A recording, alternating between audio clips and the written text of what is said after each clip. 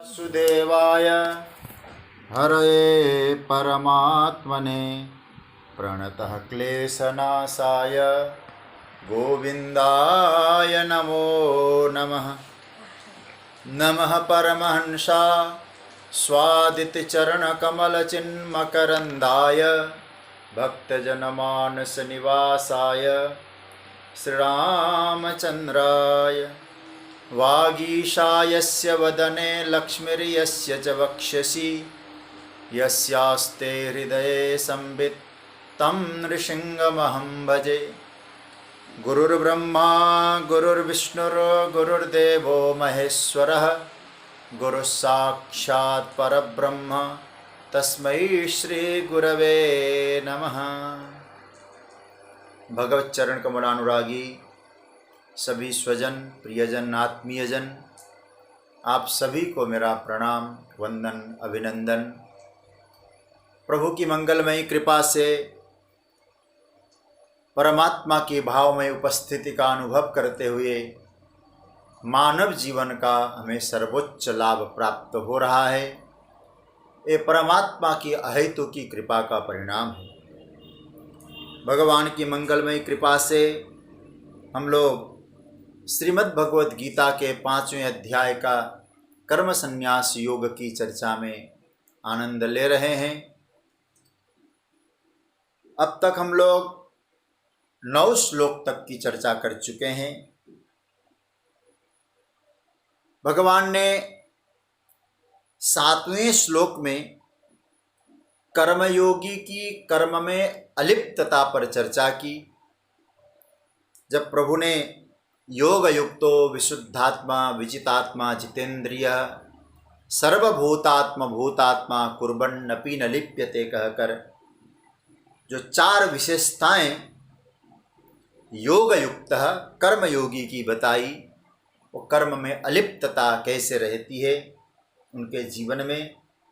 उसके बाद 8वें और 9वें श्लोक में सांख्य योगी की कर्म में अलिप्तता की चर्चा की, सांख्य योगी का वर्णन किया। उसके बाद 10वां जो श्लोक है इसमें भक्ति योगी का वर्णन है, क्योंकि कर्म संन्यास ज्ञान योगी किस प्रकार से कर्म से संन्यास होता है, कर्म के फल से संन्यस्त होता है, कर्म के बंधन से संन्यास लेता है। सांख्य योगी कैसा, कर्म योगी कैसा। अब यहाँ हम सब के लिए मानो एक बहुत सुंदर सूत्र ठाकुर जी ने प्रदान किया है, जिसमें भक्ति योगी का कर्म संन्यास क्या होता है। ये बड़ा सुंदर चित्रण है, हम लोग इस पर चर्चा करेंगे। आइए बिना विलंब के 10वें श्लोक का पाठ करके हम लोग उसकी यात्रा में चलेंगे। मैं बोलूँ फिर आप लोग बोलिएगा। ब्रह्मण्याधाय कर्माणि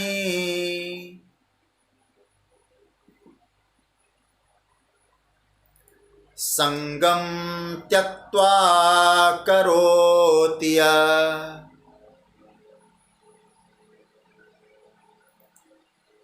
लिप्यते न स पापेन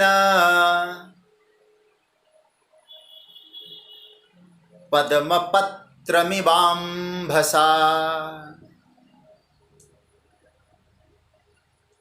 भक्ति योग की चर्चा करते हुए परमात्मा ने यहाँ बड़ा सुंदर सूत्र दिया।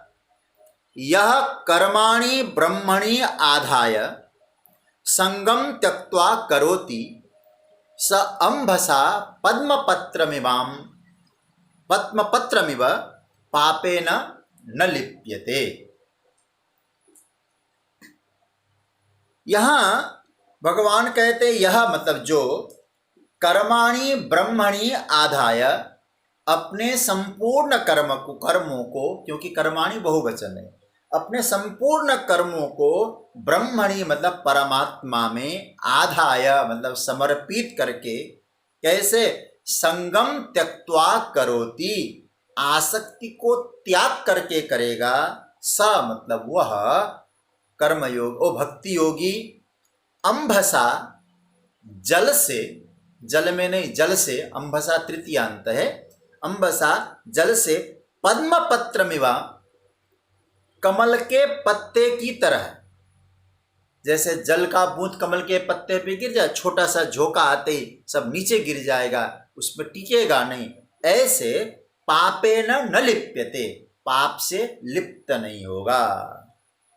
यह पापेन पुण्येन अपि, पाप और पुण्य से।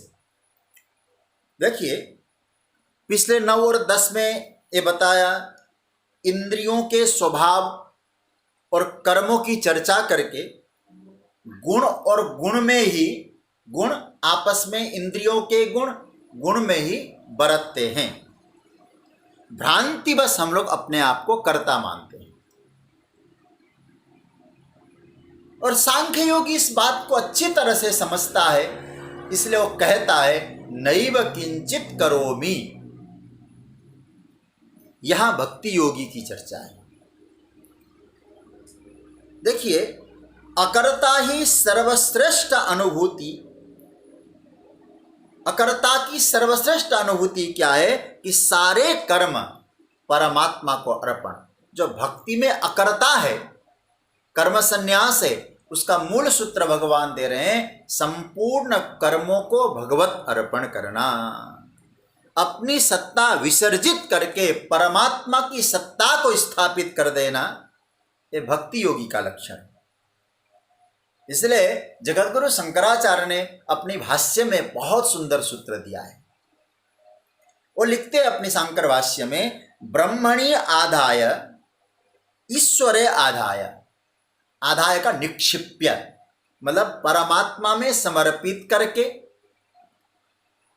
तदर्थम कर्म करोमि, तदर्थम परमात्मा के लिए उसी अनुरूप कर्म करता है। कैसे करता है? उदाहरण जो दिया है जगतगुरु शंकराचार्य ने, इति भृत्य इव स्वाम्यर्थम, जैसे कोई सेवक अपने स्वामी के लिए करता है, सर्वाणि कर्माणि, इस प्रकार से संपूर्ण कर्म भगवान को समर्पित करता है। मोक्षेपि फलम त्यक्त्वा, मोक्ष का फल भी त्याग देता है। यहाँ जगतगुरु शंकराचार्य ने पापेन शब्द का अर्थ क्या किया है कि पापेन कर्म फलेन, उनका भाव है। अब थोड़ा सा हम लोग इस श्लोक की गहराई में जाकर चिंतन करें। प्राय ऐसा समझा जाता है कर्म से बंधन का निर्माण होता है, बंधन पाप का भी होता है और पुण्य का भी होता है। जैसे यहां भगवान ने पापे न कहा तो हमारे आचार्यों ने कहा पुण्य न अपि, पुण्य न भी न लिप्यते, और बंधन केवल पापों का नहीं पुण्यों का भी होता है। कर्म करेंगे, यदि पुण्य होंगे हमारे कर्म तो फिर सुख मिलेगा, पुण्य का फल, सुख भोगने के लिए आना पड़ेगा। पाप करेंगे उसका फल होता है दुख, दुख भोगने के लिए आना पड़ेगा। तो पापे न कर्म फले न, सारे कर्मों का फल, चाहे पुण्य फल हो चाहे पाप फल हो, वो लिप्त नहीं होता, हमारे साथ जुड़ता नहीं। अच्छा, अब इन पुण्य कर्म फल से, मतलब उस पाप पुण्य से, कर्म फल से बचने का उपाय क्या है? कर्म ही न करे तो न पुण्य रहेगा न पाप रहेगा। कर्म होंगे तब न पुण्य पाप होगा। पहला शायद हमारे मन में भाव आ सकता है, लेकिन गीता ने इसको समूल नष्ट कर दिया।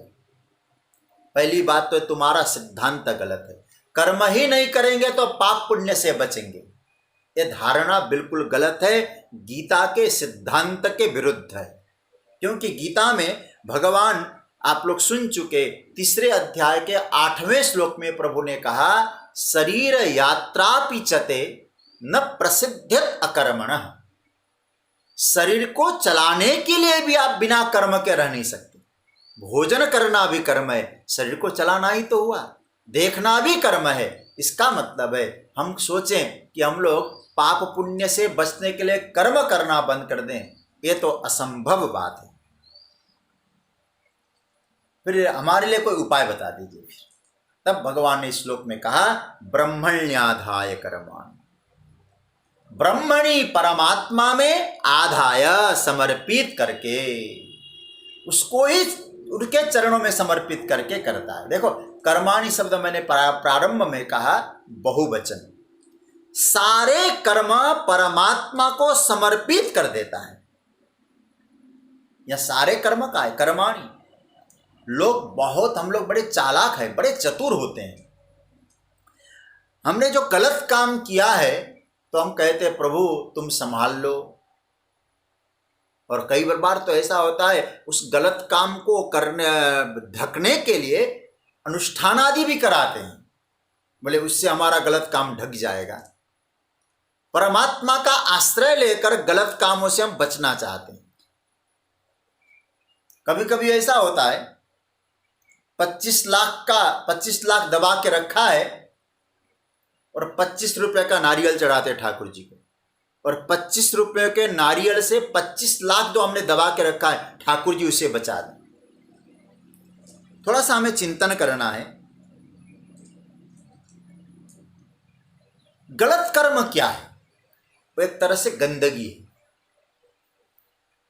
हमारी गंदगी साफ करने के लिए हम भगवान को स्वीकारें, भगवान को कह दें। बहुत चिंतन करना है इस बात पर। यह भक्ति नहीं कहलाएगी। अरे भाई, हम भगवान को प्रेमास्पद कहते हैं, प्रेम का पात्र कहते हैं, और जब प्रेम का कोई पात्र होगा क्या हम उसको कहेंगे तो गंदगी साफ कर? यदि हम लोग ये कहेंगे हमने गलत काम किया भगवान तो ठीक कर दे, तो ये हमारी भक्ति की मर्यादा के विरुद्ध है। यदि गलत काम किया है तो यमुनाचार्य जी की तरह कह देना चाहिए, भगवान मेरे कर्म फल में जो होगा संकोच मत करना, मेरे कारण तुझे कष्ट नहीं होना चाहिए। भक्ति का मार्ग बड़ा दिव्य मार्ग है।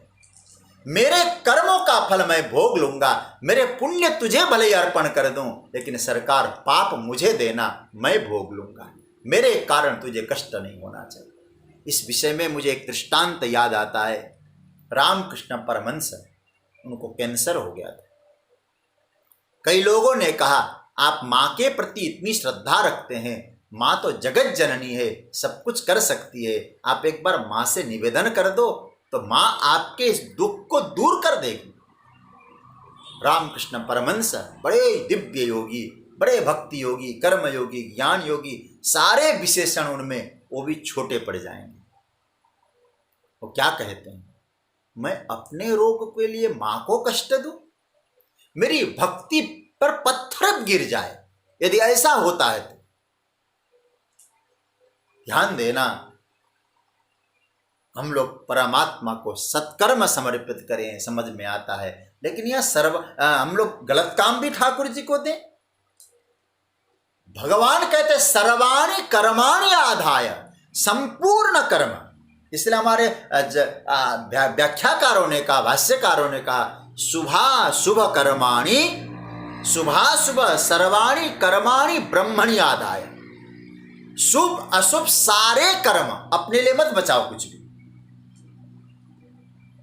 हम बहुत सत्कर्म किए, शुभ कर्म किए, पुण्य कर्म किए, और हमने जब भगवान को सब कुछ लाके समर्पित कर दिया हो, तो कभी कुछ ऐसे सत्कर्म करते समय कोई त्रुटि हो गई हो अनजाने में, तो परमात्मा सोचता है इतना शुभ कर्म किया है, जानने पे नहीं, शुभ कर्म करते समय कहीं त्रुटि बस ऐसा हुआ है, चलो वो भी मैं स्वीकार कर लूंगा, माफ कर देता हूं, तो चिंता मत कर वत्सा, क्योंकि तूने सब कुछ दे दिया है। कोई गलती हो तो, लेकिन जानबूझकर गलती करे, गंदगी उसको दे दे।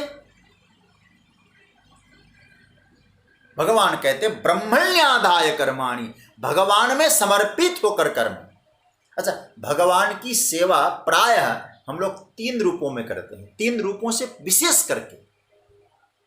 आप लोग सब समझते हैं बात को, मैं ज्यादा विस्तार में नहीं जाऊंगा।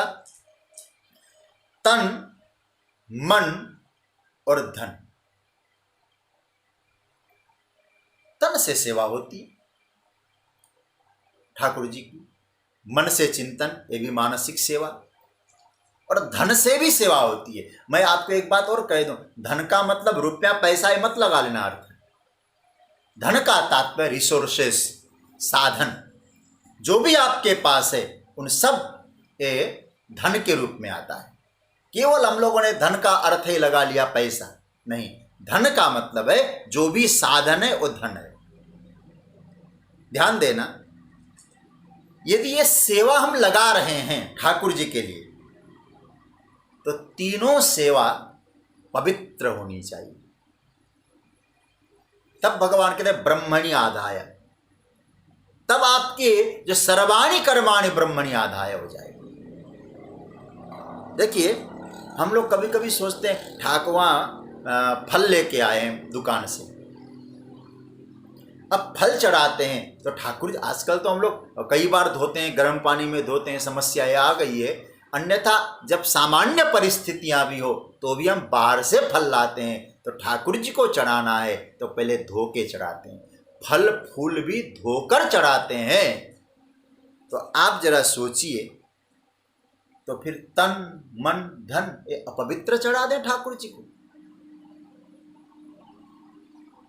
तन की अपवित्रता, इससे क्या होता है? ध्यान देना, तन की अपवित्रता हो जाए इससे रोग जन्म लेते हैं।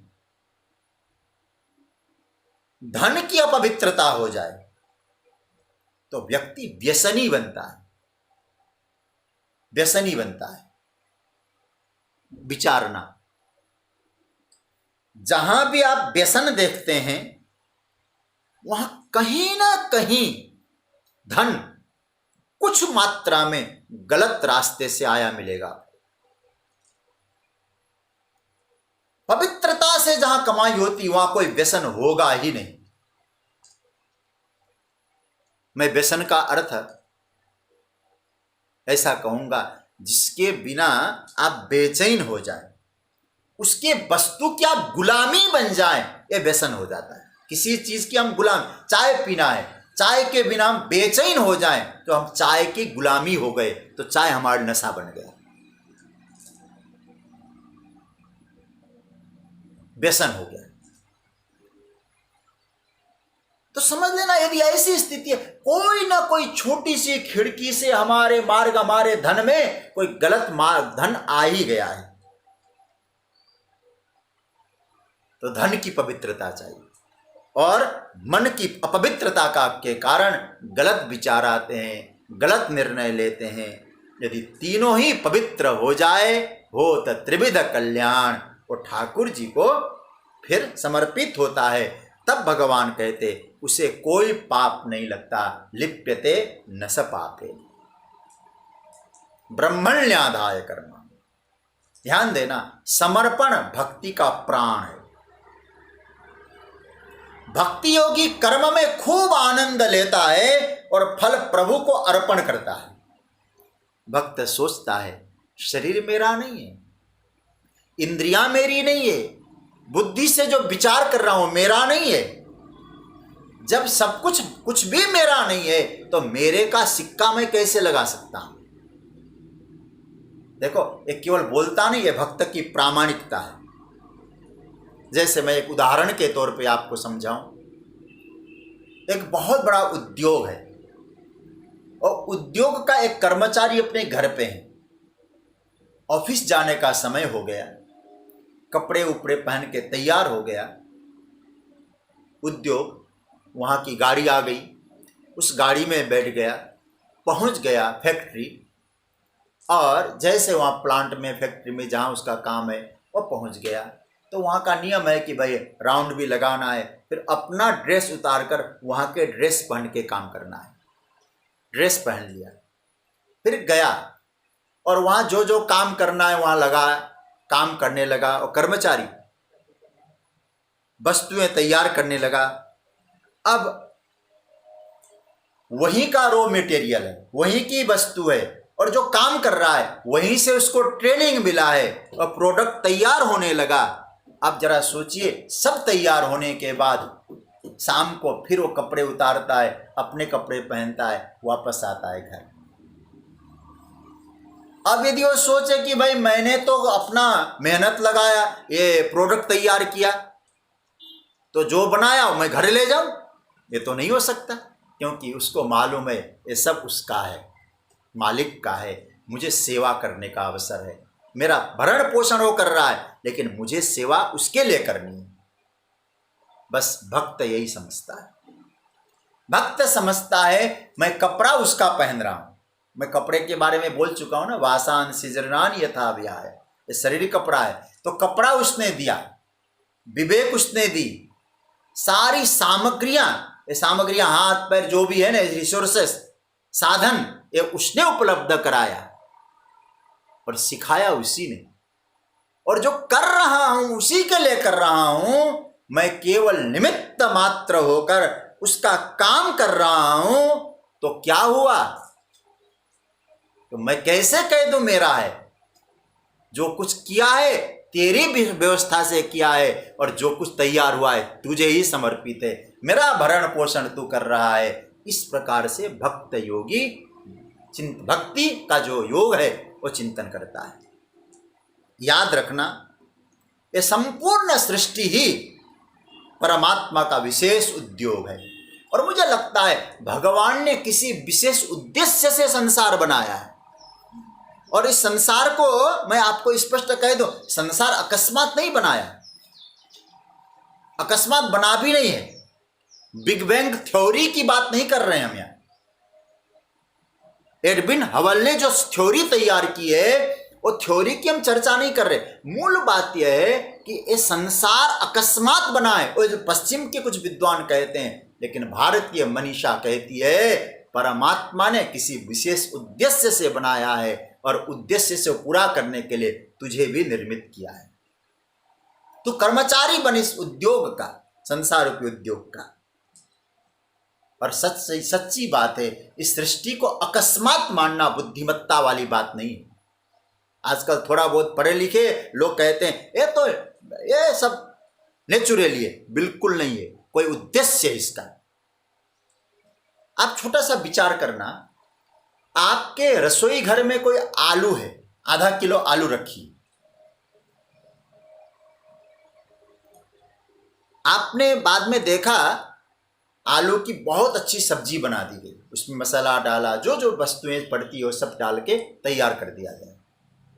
और तैयार करने के बाद आपने उसको पाया।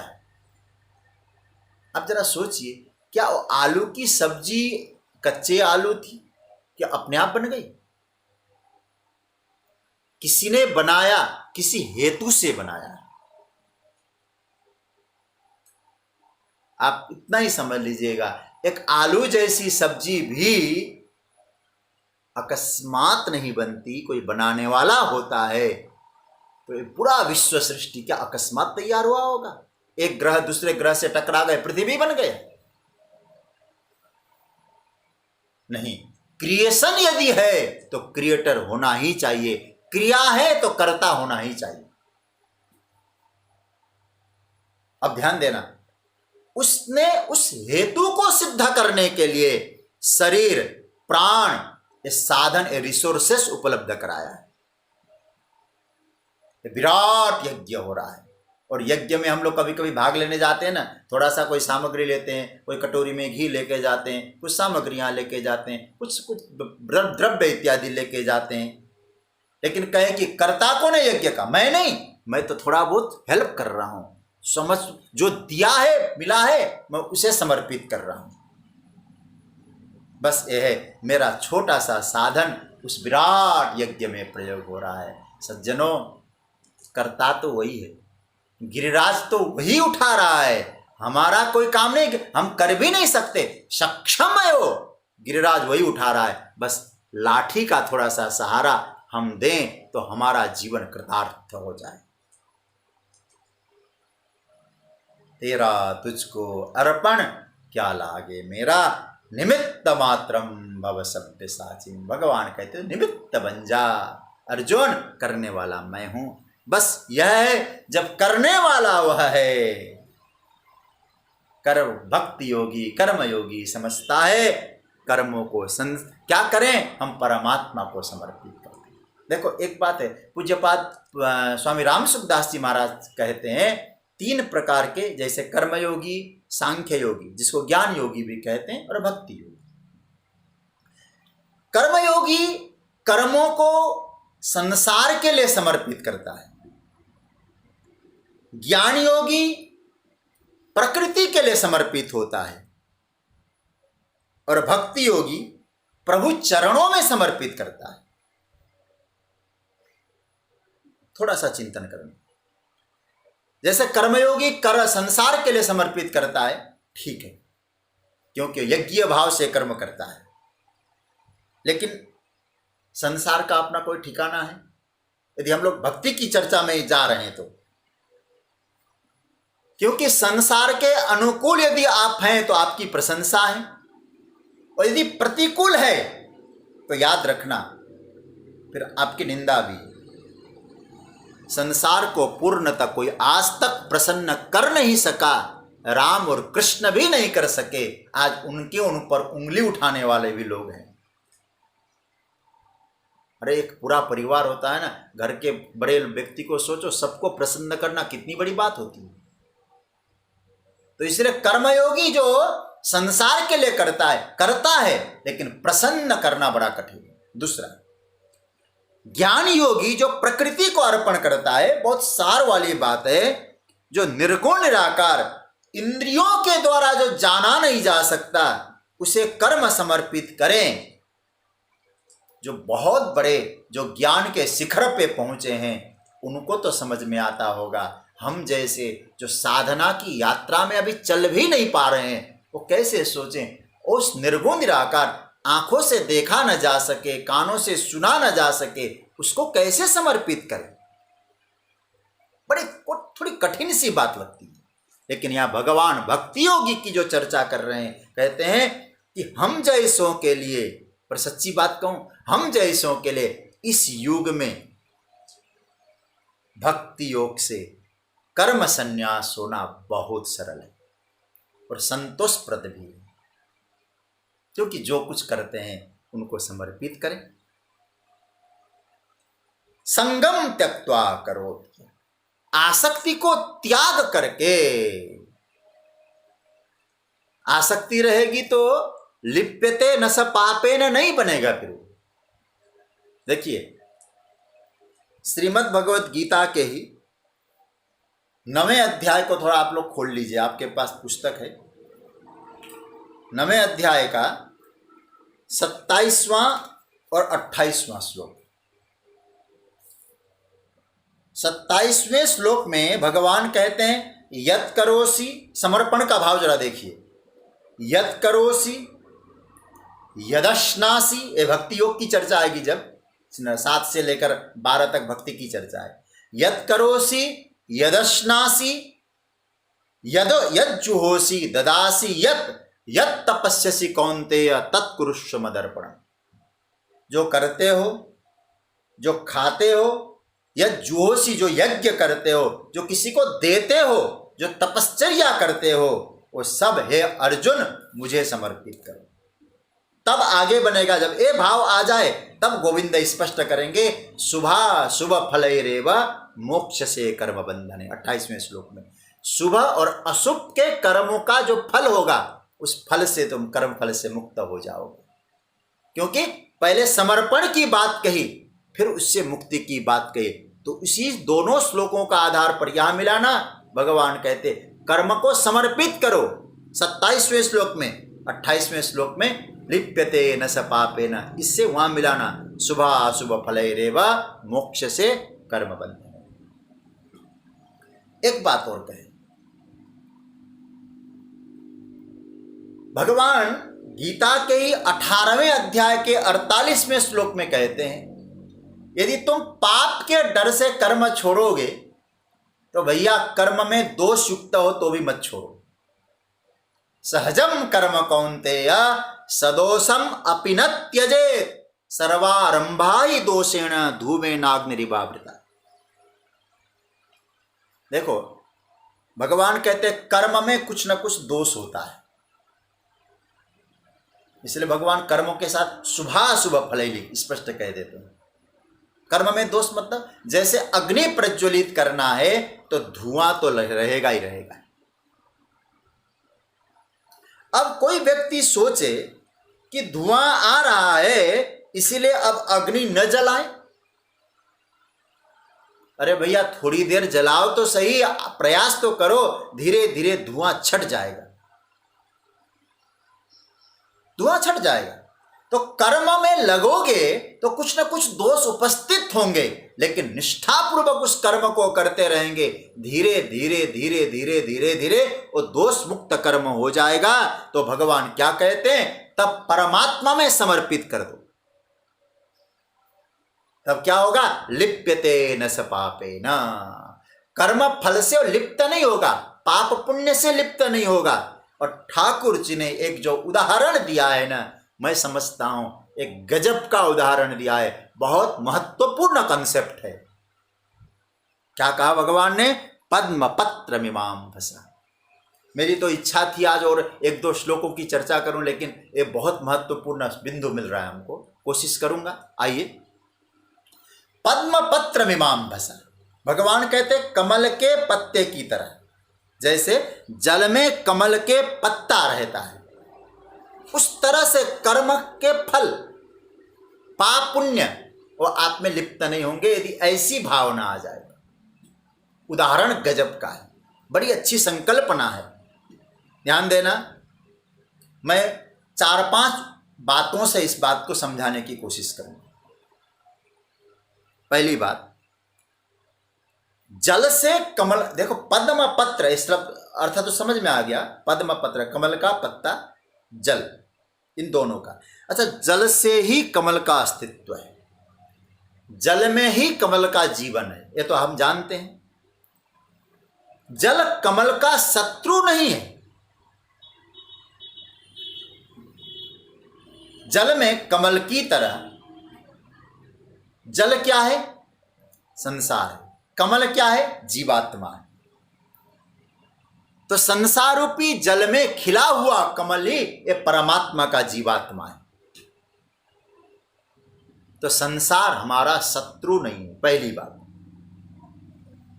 बुरा नहीं मानना, विश्व के बहुत धर्मों ने और तथाकथित कुछ धर्म गुरुओं ने संसार के प्रति दुश्मनी का निर्माण करने की कोशिश की। यदि आप धार्मिक कहना चाहते हैं तो संसार को छोड़ो, संसार का विरोध करना ही पड़ेगा। संसार क्या है, व्यर्थ है, त्याज्य है, बंधन कारक है, बांधने वाला है, तिरस्कार करो, फंसाता है, बुरा है, कितना कितना हम लोगों ने कहा। इसका परिणाम हम जानते हैं क्या हो रहा है। आजकल के कुछ युवा लोग भी संसार की इस अवस्था से सोचते हैं, भैया थोड़ा भजन करो, धर्म के मार्ग पे आओ, तो लोग क्या कहते हैं, हमें तो अभी एंजॉय करना है, क्योंकि उनको लगा कि यदि धर्म में जाएंगे तो संसार छूट जाएगा, व्यवहार छूट जाएगा। लोगों की भ्रम, एक धारणा ये बन गई। ये बहुत महत्वपूर्ण बात है। लोगों को लगता है कि धर्म के मार्ग पे चलेंगे तो संसार छूटेगा, लेकिन मैं पुनः कह दूं, जल कमल का शत्रु नहीं है, व्यक्ति का संसार शत्रु नहीं है। बिना संसार के धर्म अध्यात्म टिक भी नहीं पाएगा। संसार न्यास और संसार त्याग की बात करो तो गीता के प्लेटफॉर्म पे नहीं बनेगा, बल्कि गीता कहती है संसार सुधार की बात करो, संसार में रहो, प्रसन्नता से रहो। तुम्हारे कारण संसार की शोभा है, अपनी शोभा को बढ़ाओ। कमल को जल से जीवन मिलता है, जल को शत्रु न माने। तो पहला सूत्र तो यह है पद्म पत्र मीमां भसा का, कि जहां हम लोग रहते हैं संसार, वो शत्रु के रूप में मत देखें उसे, क्योंकि संसार से जो मिलता है उससे जीवन चलता है, जीवन चल रहा है तो भक्ति कर रहे हैं। दूसरी बात, पद्म पत्र मीमां भसा, कमल अपना सौंदर्य, अपनी खुशबू, अपनी नजाकत, जो कुछ है उसी जल से ही खींचता है। जीवात्मा का जो विकास हो रहा है कहां से हो रहा है, संसार से ही तो हो रहा है। इसलिए संसार और जीवात्मा एक दूसरे के पोषक है, बाधक नहीं है। विश्व के बहुत सारे धर्म और सच्ची बात तो है, उन धर्मों में जो भगवान विशिष्ट चेतना, मानो जिसको भगवान के रूप में स्थापित किया गया हो, दिव्य चेतनाएं, उन लोगों ने प्रायः, मैं किसी धर्म का नाम नहीं ले रहा हूं, उन लोगों ने तथाकथित भगवान के संबंधित चेतनाओं ने संसार को त्यागा है, परिवार को त्यागा है, महलों को त्यागा है, घर द्वार को त्यागा है, सब कुछ छोड़कर वो चले हैं। हमारा सनातन वैदिक धर्म, और सच्ची बात तो है ऐसा है। और उसमें भी पूर्णावतार श्री कृष्ण जो गीता का गायक है, वह संसार के मध्य में खड़े हैं, संसार के द्वंद्व के बीच में खड़े हैं और निर्द्वंद बने हैं। और सच्ची बात है, वो भागे नहीं है, मुकाबला किया है। वो नाचते हैं, वो गाते हैं, वो बांसुरी बजाते हैं, ग्वाल बालों से प्रेम करते हैं, माता पिता से प्रेम करते। एक एक माता नहीं, दो दो अभिभावक उनके थे, देवकी, वसुदेव, नंद, यशोदा, बराबर उन्होंने स्नेह रखा। पर प्रभु ने संसार छोड़ने की बात नहीं कही है। जो छोड़ने वाला हो उसको भी कहते हैं तू भाग मत, पलायन मत कर। 16,008 रानियों के बीच में भी भगवान हैं, और उन रानियों के बीच में प्रत्येक रानी से 10-10 पुत्र, एक एक पुत्री, उन सब के बीच में भी गोविंद योगेश्वर है। इसलिए भगवान कहते संसार को त्यागने की बात नहीं कह रहे, बल्कि पद्म पत्र मीमांसा बसा, संसार जीवात्मा के लिए पोषक है, जैसे जल के लिए पोषक है, जल कमल के लिए पोषक है। तीसरी बात, पद्म पत्र मीमांसा, कमल जलाशय की शोभा को बढ़ाता है। आप देखते होंगे जिसका जलाशय में कमल है तो कितना सुंदर लगता है, और उसे बिगाड़ता नहीं है। सच्ची बात है, असली धर्म, असली अध्यात्म जीवात्मा को यह सिखाएं, संसार की शोभा बढ़ानी है, समाज की शोभा बिगाड़नी नहीं।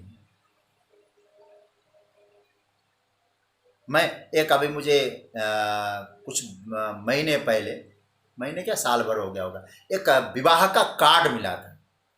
उसमें लिखा था आप विवाह समारोह में आएं और उस विवाह समारोह की शोभा को बढ़ाएं।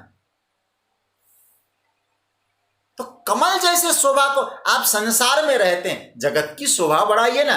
अच्छा विचार करिए, गोविंद ने संसार की शोभा नहीं बढ़ाई, महापुरुषों ने जगत की शोभा नहीं बढ़ाई, महापुरुष न होते तो भारत भूमि की शोभा नहीं बढ़ती। तो इसका मतलब यह है, जीवात्मा कमल है, संसार जल है, जीवात्मा को चाहिए संसार में रहें, उसकी शोभा को बढ़ाएं। और यदि यह न सिखाता, यह धर्म है संसार की शोभा बढ़ाना, और धर्म यदि ऐसा नहीं सिखाता है तो धर्म किसी काम का नहीं, दो कौड़ी का नहीं। पलायन धर्म ने नहीं सिखाया। चौथी बात, जल डूबने के लिए भी होता है। देखिए, जल डूबने के लिए भी होता है। जीवात्मा संसार में डूब भी सकता है। तो क्या भगवान कहते, तुम संसार में डूब भी सकते हो, लेकिन कमल का उदाहरण देके भगवान कहते संसार में रहना पड़ेगा, लेकिन तैरना सीखो। संसार समुद्र है, इसमें तैरना सीखो। और जो तैरना सीखेगा वो डूबेगा नहीं, और जो तैरना सीखेगा वो तैरेगा, और साथ में आए हुए लोगों को तारेगा भी, तैरेगा भी और तारेगा भी। पांचवी बात कहूं, अच्छा, कमल यदि जल को छोड़ के चल दिया तो क्या होगा? पद्मपत्र मीमांसा, क्या होगा? कमल सूख जाएगा, क्योंकि कमल जल का त्याग करके चला जाएगा, गर्मी लगेगी और सूख जाएगा, उसका अस्तित्व खत्म हो जाएगा। तो भगवान कहना चाहते हैं संसार में रहो, त्याग कर भागने की आवश्यकता नहीं। न कपड़े त्यागो, न धन त्यागो, न स्वजन त्यागो, न परिजन त्यागो। कैसे रहो? बोले जल में कमल की तरह बिल्कुल निर्लेप होके रहो। त्यागना ही है आपको। त्यागने की इतनी इच्छा है तो दुर्गुण त्यागो, दुर्विचार त्यागो, दुष्कृत्य त्यागो, पाप त्यागो, झूठ त्यागो। त्यागने के लिए तो बहुत कुछ है हमारे पास, हम उसे तो नहीं त्याग कर जो संसार की शोभा को बढ़ाने वाली चीजें उसको त्यागें। भगवान कहते हैं भक्ति योग का धर्म नहीं। जहां डूब सकते हो वहां तैरने की कोशिश करो। और सच्ची बात तो यह है, देखो जहां गहरा हो ना, डूबने का डर हो, वहां यदि तैरेंगे तो आपकी महिमा है। 5-6 फुट का आदमी होगा और 1.5 फुट का जल होगा। छोटे छोटे बच्चों के लिए स्विमिंग पूल के लिए तैयार कर दिया गया हो, और 5-6 फुट का आदमी आकर वहां तैरे और कहे हम तो डूबे नहीं। ऐसे को तो डूब मरना चाहिए। सच्ची बात तो यह है कि हमारे जीवन में ऐसे गहराई में रहकर भी हम ऊपर उठ सके, संसार से निर्लेप रह सकें, उसकी शोभा को बढ़ा सकें। संसार के त्याग की निराशाजनक बात न करें। भगवान कहते हैं जो सच्चा भक्ति योगी होगा वो कर्म संन्यास कैसे करेगा, बिल्कुल समझदारी से करेगा। अब थोड़ा सा चिंतन करके मैं इस प्रसंग को विराम की ओर ले जाऊं। जो समझदारी पूर्वक इंद्रियों की सत्ता को छोड़ देना ये प्रथम सीढ़ी। थोड़ा सा ध्यान देना अंतिम बात पर। इंद्रियों की सत्ता को छोड़ देना, लेकिन इंद्रियों की सत्ता पर प्रभु को विराजमान करना, यह महत्व की बात है। देखिए एक बात व्यवहार के रूप में मैं समझाऊं। आपकी बेटी का विवाह का निश्चय हो गया। निश्चय कब किया आपको मालूम है, घर अच्छा है, बर अच्छा है, सब कुछ ठीक है। तो आपकी बेटी ने आपका घर छोड़ा तो कहां स्थापित हो गए, उस घर में स्थापित हो गए। तो भगवान क्या कहना चाहते हैं, समर्पण का मतलब क्या है? समर्पण का मतलब है कि इंद्रियों को यदि समर्पित करना है, क्योंकि मैंने जो किया मेरे साधनों से नहीं, उन साधनों से जो प्रभु ने दिया है। तो आप एक काम करो, पहले वो निश्चय कर लो, परमात्मा को, इंद्रियों पर प्रभु की सत्ता को दृढ़ करो, तो संसार की सत्ता अपने आप छूट जाएगी। संसार में रहकर भी ऊपर उठेंगे हम, लेकिन परमात्मा की सत्ता को तो दृढ़ करें और वहां प्रसन्नता मिलेगी। क्योंकि बेटी को वहां आनंद मिला, सबका प्यार मिला, फिर क्यों वो परेशान होगी, आनंद मिलेगा उसे वहां। तो बेटी के लिए जैसे ससुराल छोड़कर, पिहर छोड़कर ससुराल जाने में कोई दिक्कत नहीं है, क्योंकि व्यवस्था बन चुकी है, तो हम लोग भी भैया वही हमारा पति है। सुखदेव जी कहते धियाम पतिर्लोक पतिर्धरापति, जीव मात्र के पति है परमात्मा। तो इंद्रिय बुद्धि हम लोग क्या करें, हम उनसे जोड़ दें, और जैसे उनसे जुड़ जाएगा तो इंद्रियां जब जुड़ जाएगी, बुद्धि जुड़ जाए, मन जुड़ जाए, तो याद रखना तो सब कुछ उनमें हो जाए, समर्पण हो जाए। यही भक्ति का कर्म संन्यास है। तो भगवान कहते हैं ब्रह्मण्याधाय कर्माणि संगम त्यक्त्वा करोति यः लिप्यते न स पापेन पद्म पत्र मिमाम घसा। ये तो भगवान ने भक्ति योगी का कर्म संन्यास का वर्णन किया है। एक श्लोक और थोड़ा सा हम लोग प्रवेश करें। भगवान अब कह रहे हैं कर्मयोगी ने जो इस प्रकार से कर्म पद्म पत्र की तरह संसार में रहकर सब कुछ परमात्मा को समर्पित कर दिया, ये भगवान ने ये बताया, उसको पाप नहीं लगेगा। फिर इस श्लोक का अर्थ तो आप लोग फिर एक बार बता दूं। भगवान कहते हैं ब्रह्मण्याधाय कर्माणि, जो ब्रह्मणी परमात्मा में संपूर्ण कर्म आसक्ति को त्याग करके, क्योंकि इंद्रियों की आसक्ति संसार से नहीं परमात्मा से जुड़कर उसने संपूर्ण समर्पित कर दिया, वो पाप और पुण्य अर्थात कर्म फल से लिप्त न होकर क्या होगा, कमल के पत्ते की तरह जल में जैसे कमल का पत्र निर्लेप होता है, ऐसा संसार में रहकर भी निर्लेप होता है जो प्रभु से जुड़ा हुआ है। प्रभु से जो नहीं जुड़ा है संसार में डूबेगा, आसक्ति उसको डुबाएगी। ये भाव भगवान ने कही है। अब हम लोग 11वें श्लोक में भगवान कहते हैं जो कर्मयोगी है और कर्मयोगी के कर्म करने की जो शैली है वो कैसी होनी चाहिए। ठीक है, ये तो समझ में आया, और डूबेगा नहीं, लेकिन शैली कैसी होती है इसकी चर्चा हम लोग प्रवेश करेंगे। आइए 11वां श्लोक।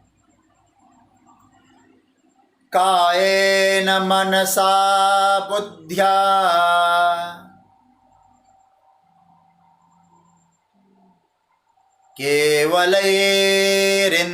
केवलैरिन्द्रियैरपि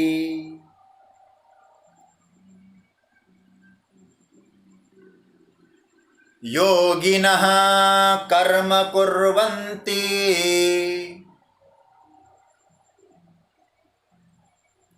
संगम त्यक्त्वा आत्मशुद्धये। योगिनः केवल ही इंद्रियै मनसा बुद्ध्या कायेन अपि संगम त्यक्त्वा आत्मशुद्धये कर्मं कुर्वन्ति। योगिनः कर्म कुर्वन्ति। भगवान कह रहे हैं योगिनः भक्त कर्मयोगी। भक्ति योग की चर्चा हो चुकी। जो कर्मयोगी है वो कर्म करने की शैली बता रहे हैं। योगिनः, इसमें कुछ आचार्यों ने कहा कर्मयोगी, कुछ ने कहा भक्ति योग, चाहे कुछ भी हो योग है। तो अब जो है क्या कहना कि योगिनः जो योगी जन है, भक्त योगी है, केवल इंद्रियों से, केवल मन से, देखो केवल शब्द सबके साथ जुड़ाना होगा, केवल बुद्धि से, केवल काय मतलब केवल शरीर से, अपि भी संगम त्यक्त्वा आसक्ति को त्याग करके आत्मशुद्धये कर्म कुर्वन्ति, आत्मशुद्धि के लिए कर्म करता है। अर्थ तो समझ में आया आप लोगों को। अब देखिए, यो कर्मयोगी जो पुरुष है केवल इंद्रियों से, मन से, बुद्धि से आसक्ति को त्याग कर कर्म करो। मैं फिर कह दूं, केवल ही शब्द सबके साथ जोड़ देना। शरीर, इंद्रियां, मन, बुद्धि आदि ये जितने हैं कर्मयोगी ये समझता है, भक्त ये समझता है, ये हमारे नहीं। क्यों नहीं है? क्योंकि इन सभी ने कभी हमको नहीं कहा कि हम तुम्हारे हैं, अथवा हम तुम्हारे हैं तुम हमारे हो, ये नहीं कहा कभी। हम ही उन्हें अपना मान लेते हैं। तो हमारे संतों ने कहा जो है नहीं अपना उसको अपना मानना यही अशुद्धि है। इसलिए पहले श्लोक में क्या कहा? अपनी सत्ता छोड़कर प्रभु की सत्ता को स्थापित करना। जैसे कन्या का दृष्टांत दिया ना, पिहर को छोड़ के ससुराल के प्रेम को स्थापित करना।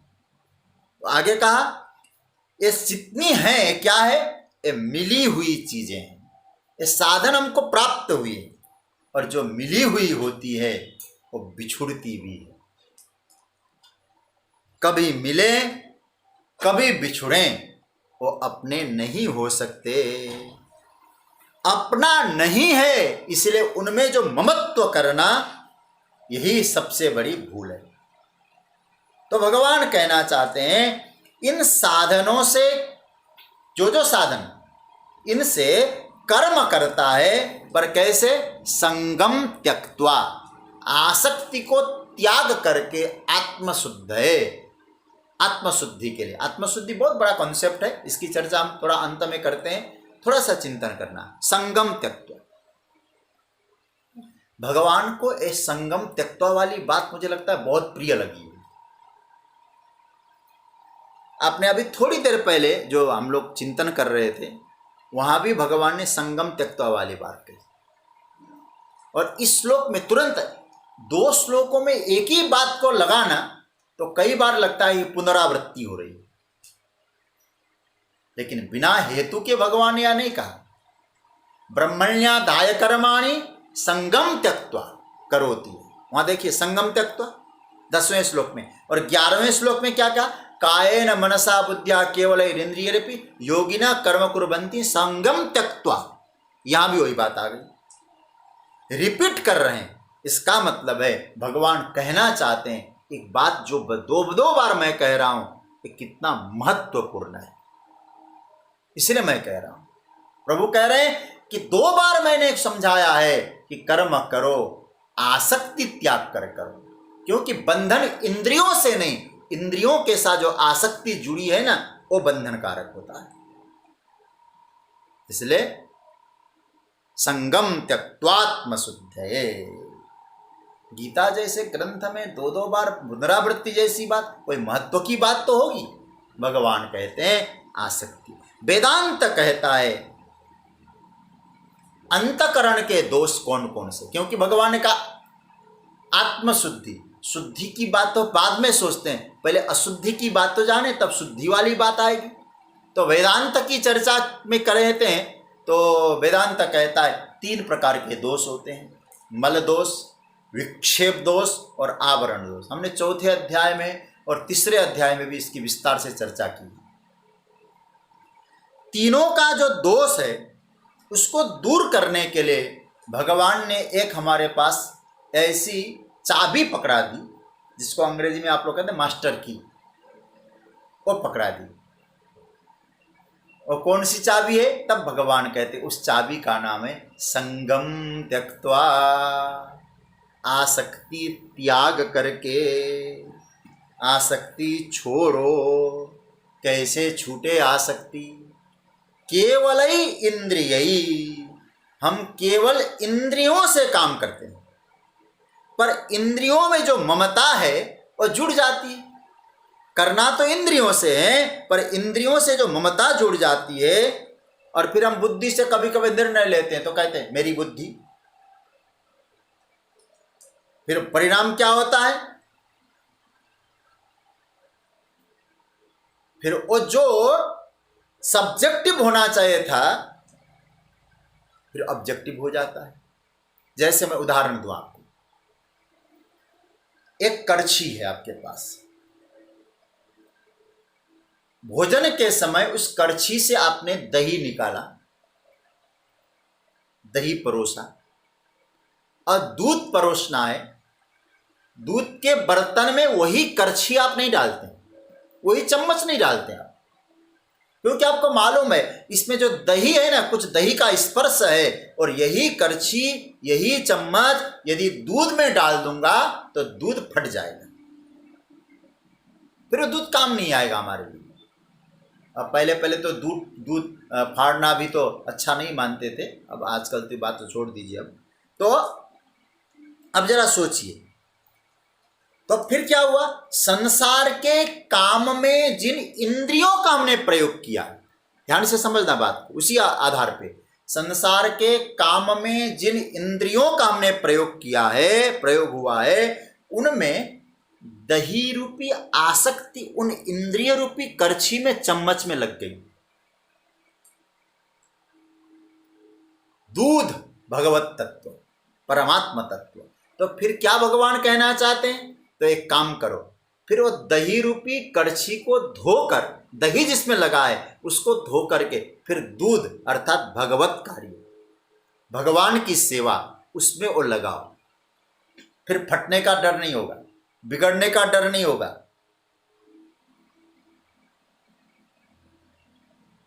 उसको दूध में मत डालिए। आसक्ति को कभी कभी, जैसे हम लोग क्या करते हैं, संसार में कोई हमारी प्रशंसा करे, अच्छा काम किया, प्रतिष्ठा पाने की इच्छा, प्रशंसा पाने की इच्छा संसार में, हम कोई नए कपड़े पहन के जाएं तो लोग कहे वाह क्या कपड़े पहने, एक बार हम थैंक यू बोल देते हैं। धर्म के मार्ग में भी ऐसी ही अपेक्षा रखना, हम भगवान का भजन करें हमारी प्रशंसा हो, हमने 10 माला जपी तो हमारी तारीफ हो। जब तक हमारे साधनों की प्रशंसा न सुनी जाए हम अस्वस्थता अनुभव करें। ये भी हमारे जीवन के चम्मच में लगा हुआ दही की तरह है, और अध्यात्म के दूध को बिगाड़ता है। जैसे इसका अर्थ तो ये हुआ, साधना हमने अपने लिए की है कि संसार के प्रशंसा को पाने के लिए की है? अपने लिए की है। यदि अपने लिए हमने संसार भगवत साधना की है तो फिर संसार से प्रशंसा की उम्मीद क्यों रखें?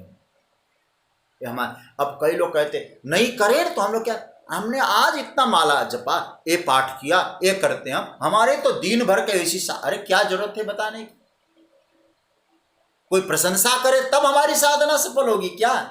नहीं, हमारे यहां तो कहा गया है, ये मुंह से जब बाहर निकल जाता है ना, बहिर्गतश्चेत् निर्यान्ति शांति अथवा तनुतामुपैति। एक बहुत बढ़िया श्लोक मुझे याद आ रहा है, प्रेमा द्वयो रसिकयो, अद्वैत प्रेम परमात्मा का जो दिव्य भाव है वो क्या है? एक गला द्वार है, ये दीपक है भगवत प्रेम का, हमारी साधना का, और रब रपि दीप एवं, दीप है। और यदि निर्या भीतर ही रहे तो बाहर का ऐसा झोंका लगता है, द्वार से बाहर गतश्चेत मुखतः बहिर्गतश्चेत निर्यान्ति शांति अथवा तनुतामुपैति। बुझ जाएगा वो दीपक, इसलिए उसको सुरक्षित रखना है। तो हमें क्या करना है? भगवान कहते हैं कि हम लोग केवल ये सोचें, केवल ही इंद्रिय रखें, इंद्रियों से कर्म करें, और इंद्रियों से कर्म कर, केवल ही शब्द का प्रयोग बार बार यहाँ सभी के साथ जुड़ा है। ना आपको शरीर से आसक्ति हो, न इंद्रियों से आसक्ति हो, काये न मनसा, मनस में, मन में, शरीर में किसी भी प्रकार की कहीं आसक्ति की दही लगी हो तो दूध बिगड़ जाएगा। इसलिए उस आसक्ति को छोड़ करके हमें कर्म करना, इसलिए केवल ही शब्द महत्वपूर्ण है। कायेन मनसा बुद्ध्या केवलै इंद्रियैरपि, और योगिनः कर्म कुर्वन्ति, योगी जन कर्म करते हैं, भक्ति योगी कर्म करते हैं, संगम त्यक्त्वा, व आसक्ति को त्याग कर आत्मशुद्धि के लिए। ये भाव दिया है। आत्मशुद्धि किसको कहते हैं? ये सब चर्चा कल के प्रसंग में करेंगे। ये श्लोक आज पूरा नहीं हुआ, कल पूरा हो जाएगा। तो आगे जैसे ठाकुर जी की इच्छा, और आज की चर्चा यहीं, कल पुनः हम लोग आगे की चर्चा में जाएंगे। कृष्णाय वासुदेवाय हरे परमात्मने प्रणतक्लेशनाशाय गोविंदाय नमो नमः। ओम शांति शांति शांति। ओम।